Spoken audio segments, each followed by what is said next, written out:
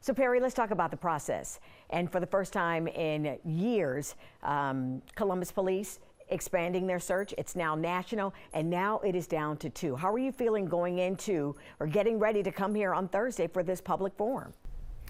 Well, thanks for the question, Darlene. And I will tell you that since my original visit to Columbus and the conversations I've had there, I've had several folks in the community wishing me well and reaching out to me. So I'm excited to be in Columbus and excited to see you on Thursday. Let me ask you this. Are you ready for some of because you've gone through questions with the mayor, questions with the Safety Advisory Commission, as well as questions with the city council members and other police officers or police leaders. Are you ready now to deal with the public, to answer some of the tough questions from the public? You know, there are no tough questions with the public. Here's the thing. You can't build trust, you can't establish relationships without that conversation. And sometimes you have to start off with a tough conversation. So absolutely, I'm ready to have that tough conversation. And some of that conversation will include things like body cams. Tell us where you stand on that. Body cameras are an effective tool. The issue with body cameras is they generate a lot of data, a lot of information. So there's some issues around the capacity to storage and the costs associated with that. But the body cameras themselves are not a panacea. They're not going to solve the issue between police and communities. What's going to solve the issue between police and communities is conversation. And what about diversity? It's been an issue not just here in Columbus, but across the nation. Sometimes I feel like when we see some of these national videos that go out viral, it not only affects that police department that's dealing with it, but it affects all of them somewhat, every department. Well, it's no secret that diversity is a challenge in law enforcement, not just in Columbus, but across the country. The challenge around recruiting minorities into law enforcement is, first of all, it's not necessarily a career that minorities focus on as a goal, number one. And then number two is you also have to acknowledge the negative history between law enforcement and minorities in this country. You can go back almost to the early onset of this country and look at that separation between the haves and the have-nots and how that's translated into policy. But more importantly, here's an opportunity for Columbus to transition and start to focus on the community as well as the relationship between the community and the police. So what does that look like? There are a number of national organizations that are specifically developing programs to encourage communities, specifically young men and women of color, to consider law enforcement as a career.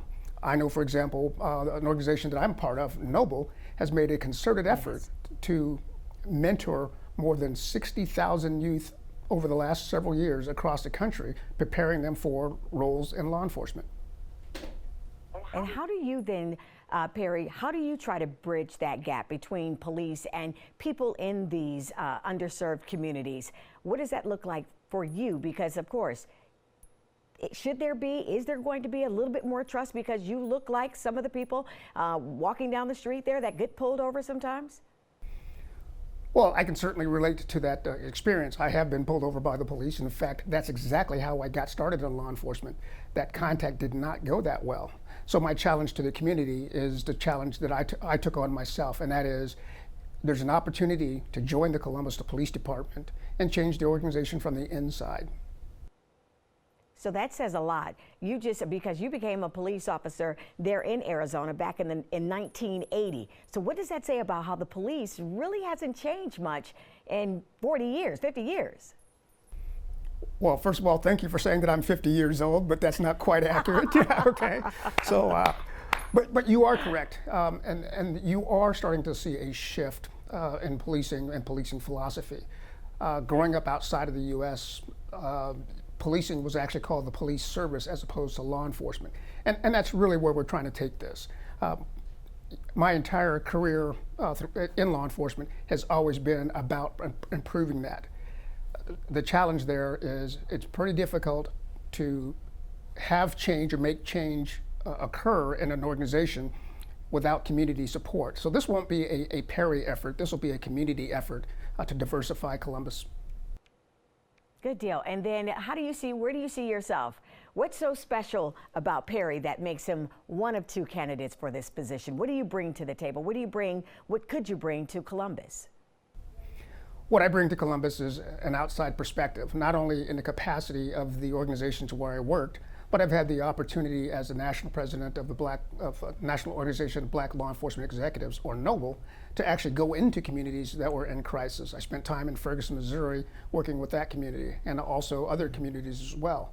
So what I bring is not only that perspective, but I also bring an extended background in academics, not only as being educated, but also as an educator. So there's an opportunity to build programs that educate the men and women internally to the organization, as well as seek to build those relationships with the community around informing not only that aspect of it, but more importantly, getting to a point of trust where the community is part of the police department and the police department fits into the community, particularly in that spectrum as it relates to public safety.